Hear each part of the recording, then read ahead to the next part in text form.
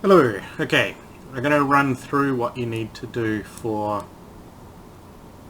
using the Chitubox to get your model sliced. Alright, so we'll start over here with the settings. What you need to do is create your printer first. So you add a new printer, you make it whatever you want it to be, and then over here you have import profile. Now in the latest version of Longerware, at least I know it's in the latest version, so it might be in previous ones, but I'm not sure. You go to import, you go to wherever your Longerware file is. So for me, x86 Longerware, and then you go to config, Chitu, and that will give you the list of their different printers. Now for me, I've got the 30. For you, you would have the 10. So you select that and you do open, and it will automatically update all of these things, and you can name it Orange 10. Alright, this is just to make sure that all of the settings match the Longerware. Alright, you can change the resin to whatever ones you want, and you just continue adding new profiles. So any cubic white, if you add another one, we'll change the name, we'll call it Longer Clear. Alright, so the machine profile you don't touch. The resin profile you can change to whatever you want. You know, you can call it resin type clear, you know, or you can put in a brand or whatever, you know, whatever the resin actually wants to be called. This is where all of your settings come in. So this is your lift distance. So this is every time the machine does a layer, it lifts up so that the resin can flow back in. And these are the speeds associated with that. This is your layer height. It's set to whatever you want it to be.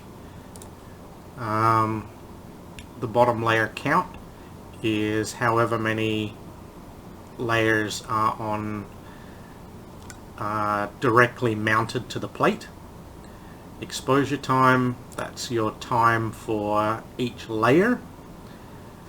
The bottom exposure time is for this one. So for the bottom layer that adheres to the plate, this is what you've got to take into account. So the first layer, you want it to be really well cured. So that's what you're putting down there. Infill you don't need to worry about. G-code and advanced you don't need to worry about that stuff at the moment. Alright, so we will import our file. This is just something I grabbed off of Thingiverse, just because it's teeth. I thought you might like it as something a bit more familiar. Okay, so you can move it around the plate with this. You can lift it up, down, you know, left or right, or you can just move it, you know, and drag it. Alright, anything that is blue will be printed. If it's red, it's outside the plate. So you ultimately want everything blue. So easier just to go center, put on plate, which means that it puts it flat down as far as it can go, and center it on the plate. Okay, for rotation, these are the, like, how to angle the print to whatever you want it to be.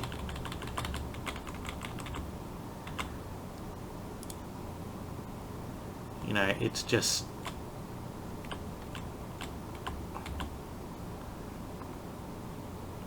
allows you to move it to whatever you want to see.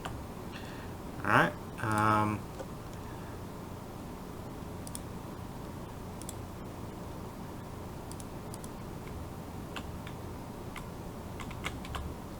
so ultimately what you'd like is a little bit of an angle. Doesn't have to be huge, just has to be a little bit. So I'm going to do it that side. The reason is because that's got a little bit of a rough edge, whereas that edge is straight, so that edge will print best as a first edge. Okay, so you can increase or decrease the size. I'm going to make it about half size because it is teeth. So that's half the size. Make sure that it's locked to ratio. You can resize it to fit, so if I hit that, it'll go up to the biggest size that it can possibly print. But I want 50%. Alright, so just a little one.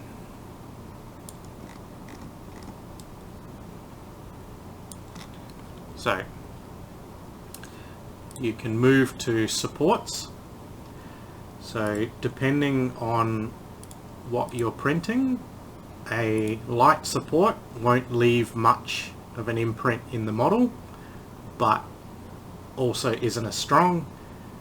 A heavy support will leave more of an imprint in the model, but stronger, less chance of it failing. So depending on what you want and depending on how much work you need to do afterwards, you just play around with these settings really. You know, you might find that different types of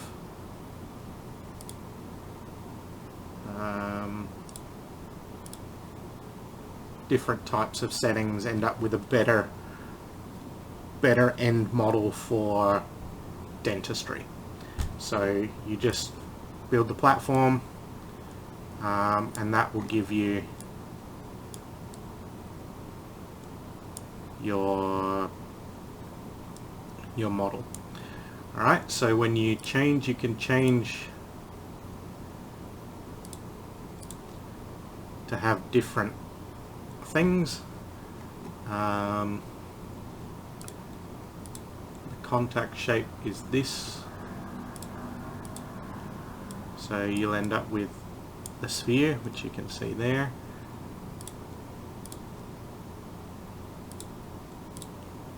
So you don't, you know, you then don't have that little bubble.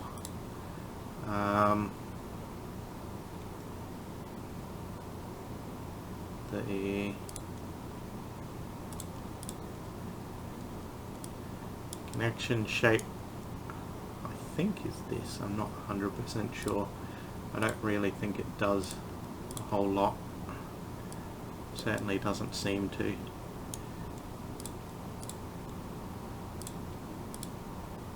Maybe it's this is the connection shape. But anyway, as I said, it's you play around with it and you find out what works for you. So if you want to add extra supports, see, I would look at this and say that doesn't look very well supported for me, so I'll add one there, and I'll add one that was too high. So you delete supports, you select the one you want to delete, and then you press the delete button. So I'll go back and add one, and I'll add it there. Alright, so I want that, that's the first part, I want that to be really strong so that the model has a better chance of printing. So I'll add those there, and you just clean those up afterwards. Alright, so you then go back here and you slice. You can watch the whole slice from here. So what you're doing, I'll orient that so that it looks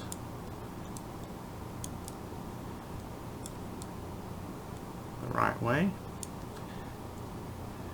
And so what you're going to see is the model being built. Each one of these steps is one layer that the model is printing. So I'll go zoom up to the point that you'll end up with the first layer being built. Should be about now. Alright, there you go. So you'll see that first layer, and what you want is to make sure that there's nothing that just appears without support. See, that there would support that layer, so that's okay. But if you just got something out in the middle of nowhere, like these, then that's not good, and you'll end up with little bits of particles floating around in your build plate or in your vat, which can cause problems later on. So the reason for that, and I'll show you, is if you can see here, it's too far, is because this model has a little lip that goes down, and that lip is like 1 pixel wide. And so it's not particularly good to have that, but that's a byproduct of scanned images, like a 3D scan, not a created model. Most of the time people will fix their scanned models properly, but just this one hasn't. On an FDM printer you'd never even notice that because it's not big enough for an FDM printer to pick up. So you can see it's printing the whole thing. Once it gets up past that point, it's fine, and you can see it printing through the whole model.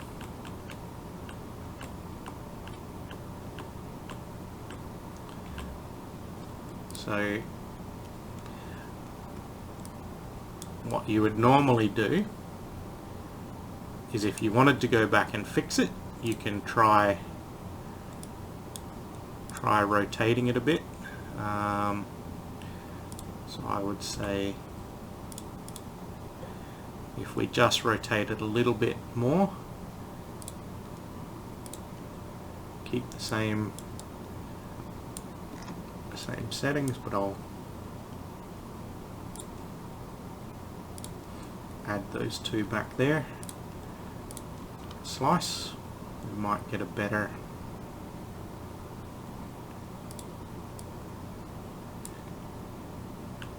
model.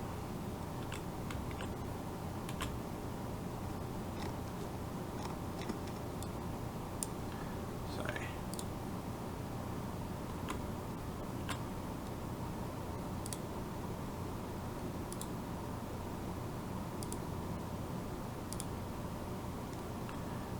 we're looking here.